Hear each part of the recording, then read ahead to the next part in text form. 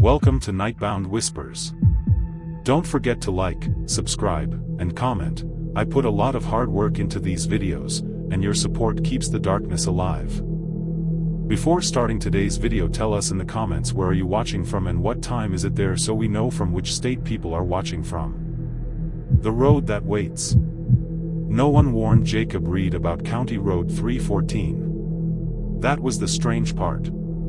In Texas, people warned you about everything. Flooded crossings, broken bridges, sundown towns, dogs that chased trucks for miles. But when Jacob asked about shortcuts between Luling and Gonzales, all he got were shrugs and vague answers. One man at a gas station had paused too long before saying, "Yeah, you can take 314. Saves time."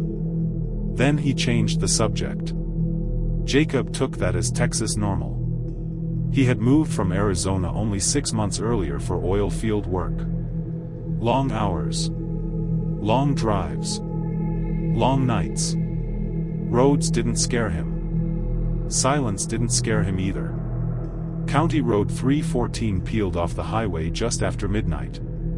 No streetlight. No sign except a small green marker half-eaten by rust. The pavement narrowed instantly like it was being swallowed by the land.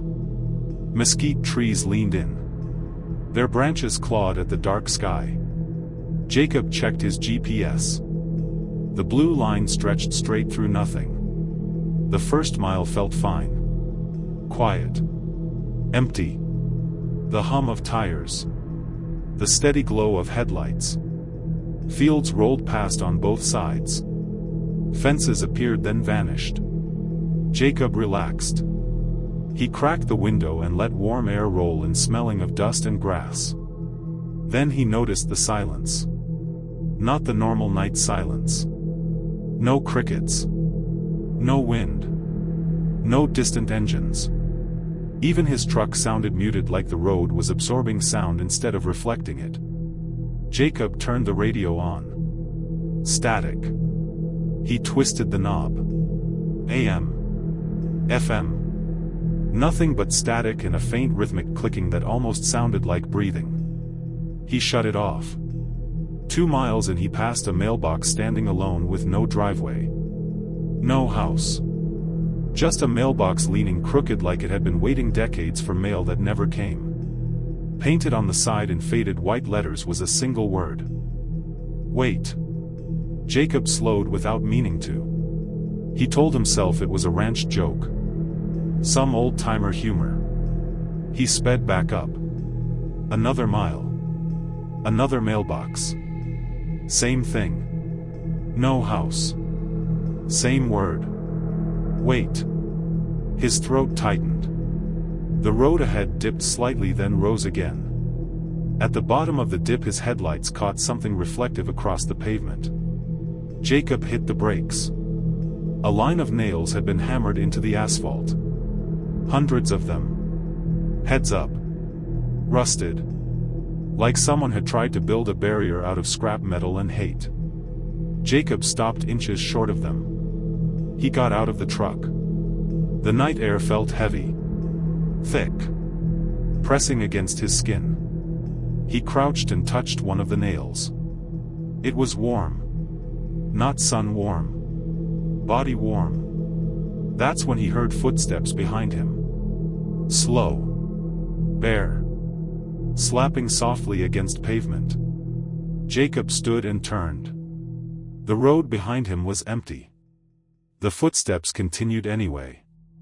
Circling. Passing close. He could hear breathing now. Wet and strained like lungs full of fluid.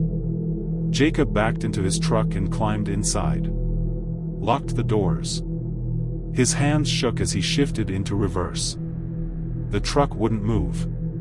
The engine revved. The wheels spun. But the truck stayed still like the road had swallowed the tires. The footsteps stopped. In the sudden silence, a voice spoke from directly behind his head. "You weren't supposed to stop." Jacob screamed and slammed the accelerator. The truck lurched forward. Tires screeching. nails popping under rubber. The barrier shattered beneath him like it had never been solid at all. He didn't stop again. The road stretched on longer than it should have. The GPS stopped updating. The time on his dash froze at 12:17 a.m. Jacob passed things that didn't belong. A playground in the middle of a field. Rusted swings swaying with no wind. A school bus half buried nose first into the dirt. Windows smashed. No markings. No numbers. Then houses began to appear. Old ones. Sagging. Dark. Porches collapsing inward. Every house had its lights on.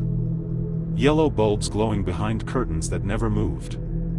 Jacob realized with growing dread that none of the houses had driveways. Just doors opening directly onto the road. He passed a church next. White paint flaking. The sign out front read, "Service ongoing." The doors were wide open. Inside he saw rows of people standing perfectly still. All facing the altar. All with their heads tilted too far back. Mouths open like they were waiting to be filled. Jacob didn't look back. The road narrowed further. Trees closed in. Branches scraped his truck, leaving long shrieking sounds that made his skin crawl. Then he saw the hitchhiker. A woman stood at the edge of the road. White dress. Bare feet. Hair hanging forward hiding her face. She raised one arm slowly and pointed behind Jacob. "You missed it." Her voice slid through the glass like smoke. "You passed your turn." Jacob shook his head and screamed at her to get away. She smiled. Her mouth split wider than it should have. Skin tearing. Teeth crowded and wrong. Her jaw unhinged as she spoke again. "No one leaves the road once it remembers you." She vanished. Jacob slammed the brakes. The truck skidded sideways and stalled. The engine died. The headlights went out. Darkness swallowed everything. Then the tapping started. Not on the windows. Under the truck. Beneath the road itself. Like hands pressing upward from the dirt. Hundreds of them. Fingernails scraping metal. Knuckles thudding in uneven rhythm. Jacob sobbed. He begged. He prayed. The radio turned on by itself. A man's voice crackled through. Calm. Friendly. Familiar. County Road 314. Please remain in your vehicle. Help is on the way. Jacob laughed hysterically. Help. He pounded the steering wheel. The tapping grew stronger. The truck rocked. The voice returned softer now. We waited so long for someone new. The road buckled. Jacob felt the truck sink inches downward. Then feet. Then deeper still. Faces pressed up through the pavement. Men. Women. Children. Their features stretched and blurred like wet clay. Mouths open. Eyes empty. They weren't pulling him down. They were holding him. Anchoring him. So the road could keep him. Jacob screamed as the asphalt swallowed the tires. The doors. The windows. Hands slid through the glass like fog. The last thing he saw was the mailbox ahead. Standing upright. Fresh paint gleaming. Wait. County Road 314 was reopened the next morning. A rancher found fresh tire marks leading onto it. No sign of a crash. No debris. No truck. Just a new mailbox standing at the edge of the road. Paint still wet. Read. The runner on Highway 16. Deputy Michael Torres had been with the Frio County Sheriff's Department for 6 years. He believed he had seen everything the lonely stretches of Highway 16 could offer. Drunk drivers. Drug runners. The occasional vehicle breakdown. It was all part of the job when patrolling one of the most remote highways in southwest Texas. But on the night of June 23, Michael encountered something that challenged everything he thought he knew about his jurisdiction. It was 2:30 a.m. Michael was finishing his shift and driving north on Highway 16 from Dilley toward Jourdanton. The highway was empty as it usually was at this hour. His headlights caught movement ahead. Michael's foot moved instinctively to the brake. Someone was running along the side of the road. As he got closer, he could see it was a man. Tall and thin. Dressed in what looked like running clothes. He was sprinting along the shoulder at a speed that felt impossible. Michael slowed his patrol car and pulled alongside the runner. He rolled down the passenger window. He called out and asked if the man was all right and if he needed help. The runner did not respond. He did not turn his head. He kept running with arms pumping and stride eating up the road. Michael matched his speed. The speedometer showed 25 miles per hour. The runner was moving at 25 miles per hour with ease. There was no sign of heavy breathing. Michael called out again and told him to stop. Confusion turned into concern. The runner ignored him. Michael activated his lights. Red and blue flashed across the darkness. He identified himself as the Frio County Sheriff's Department and ordered the runner to stop. There was no reaction. The runner maintained his pace and stared straight ahead. His arms and legs moved with mechanical precision. Michael used the spotlight and saw the runner's face clearly. It was blank. Expressionless. His eyes were fixed forward. The clothing looked strange. Not modern running gear. Something that felt old. From another time. Michael training told him this was suspicious behavior. He radioed dispatch and reported a suspicious person on Highway 16 near mile marker 38. He said the individual was running northbound and not responding to commands. He requested backup. Dispatch acknowledged and said the nearest unit was 20 minutes away. They asked if he could detain. Michael looked at the runner still pacing his car. He said he would attempt contact. He pulled ahead and parked across the shoulder to block the path. He stepped out with his hand near his weapon but did not draw it. He ordered the runner to stop immediately. The runner did not slow. He ran directly toward Michael. For a moment Michael believed there would be a collision. At the last second the runner veered around the patrol car. He passed within inches of Michael and continued north. A blast of cold air followed him. Michael saw the eyes clearly. They were clouded. Seeing but not seeing. There was no recognition. No humanity. Michael jumped back into his car and pursued. The runner was already far ahead. Michael accelerated. 30. 35. 40 miles per hour. The runner stayed ahead and pulled away. This was impossible.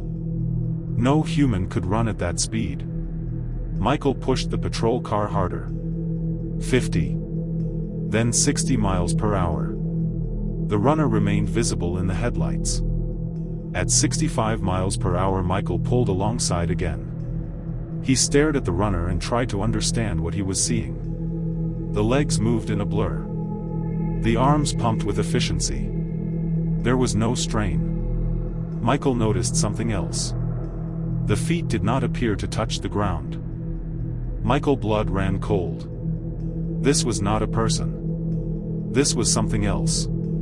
Something shaped like a man but not human. Something that ran beside cars on this lonely road.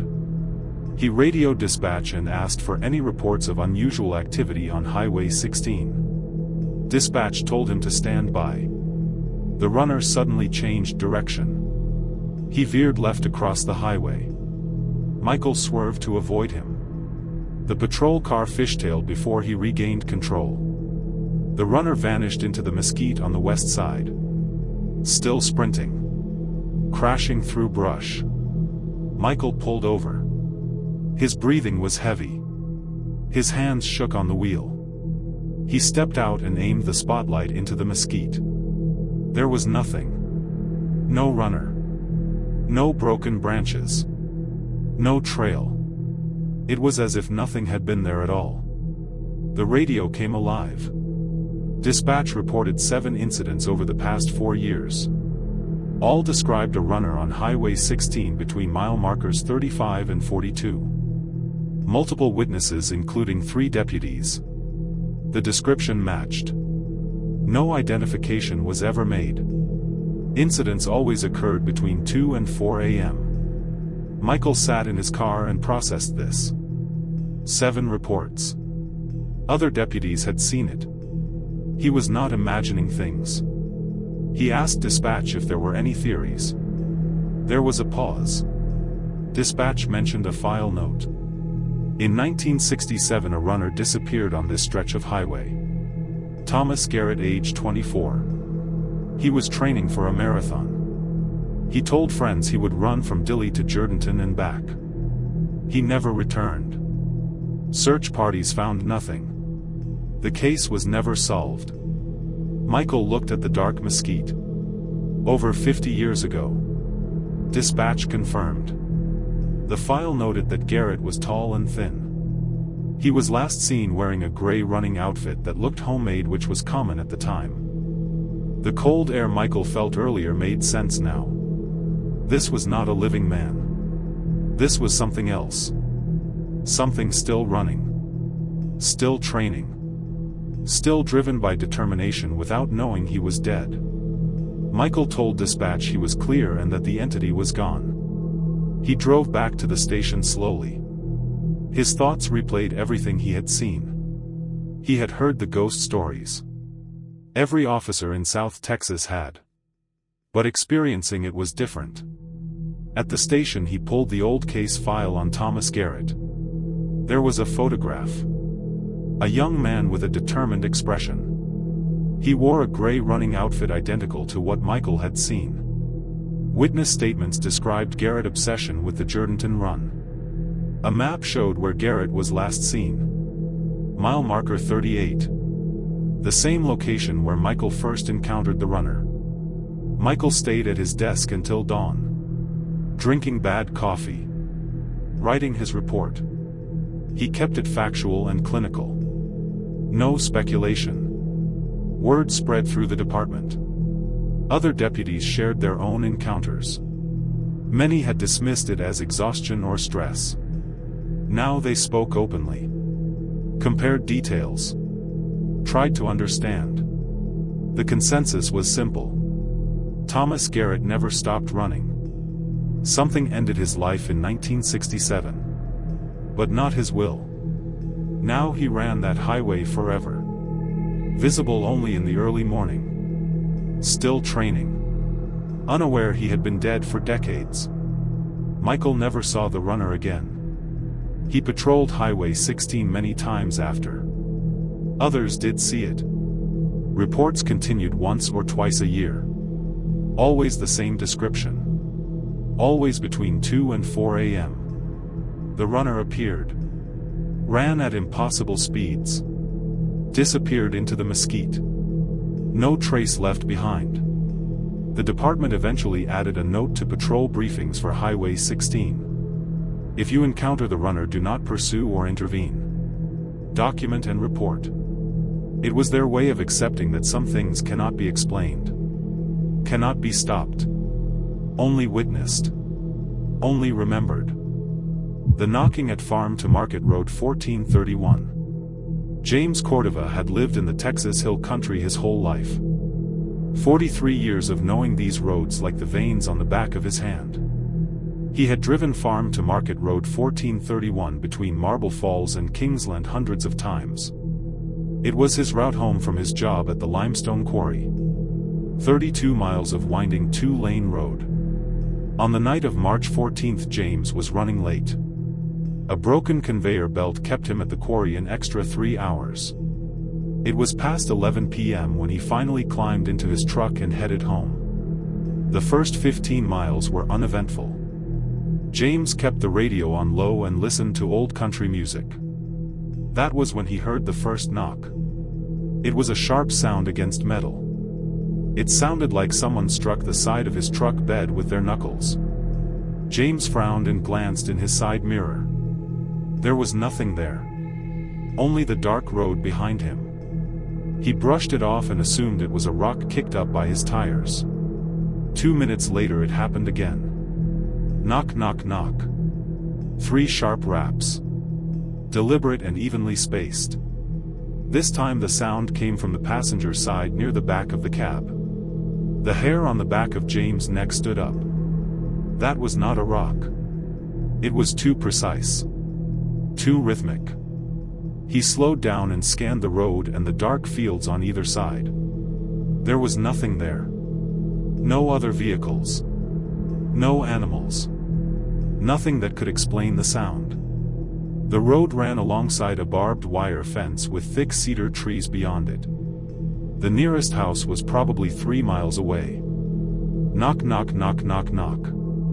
5 raps this time. Faster. The sound came from directly behind his head on the back window of the cab. James' hands tightened on the wheel. That was not the toolbox. Something was hitting the glass. Hard enough to make noise but not hard enough to break it. He watched the rearview mirror closely. The truck bed was empty. He could see clearly to the tailgate. There was nothing back there. Only his toolbox secured to the side and a coil of rope. Nothing that could make those sounds. The knocking came again. This time it was rapid and frantic. It moved around the truck, starting at the back window and traveling along the driver's side. Tap tap tap tap tap. It sounded like invisible fingers running along the metal. James' heart began to race. This was wrong. This was not natural. He pressed the accelerator and pushed the truck to 70 on the dark winding road. The knocking grew faster and matched his speed. It became louder and more aggressive. It surrounded him. It came from the roof. From the doors. From underneath the chassis. It sounded like many fists pounding at once. James grabbed his phone from the cup holder. There was no signal. This stretch of FM 1431 was known for dead zones. He would not have service until he reached Kingsland. 15 miles away. The knocking grew violent. The truck shook with each impact. He took a curve too fast and felt the back end slide before the tires caught. He forced himself to slow down. Panic would only make things worse. Then the knocking stopped. The silence felt heavier than the noise. James drove through it. His ears rang. His breathing was loud in the quiet cab. 5 minutes later it returned. But it was different. This time the sound came from inside the truck. Knock knock knock. From the glove compartment. James stared at it. His mouth went dry. The glove compartment was locked. It had been locked for months. Knock knock knock. The compartment rattled with each hit. The locked door shook in its frame. Something was inside. Something was trying to get out. James' mind screamed that this was impossible. He knew he had locked it himself. The knocking continued. It was steady and deliberate. Then new sounds joined it. Scratching. Movement inside the small space. Something shifting and pressing against the walls. James pulled the truck to the side of the road. He needed to know what was inside. Every instinct told him to drive away. He reached over with shaking hands and used a screwdriver to force it open. The glove compartment dropped down. There was nothing inside. Only his registration. Old receipts. A flashlight. But the knocking did not stop. It moved behind the dashboard. Echoing through hollow spaces. Knock knock knock.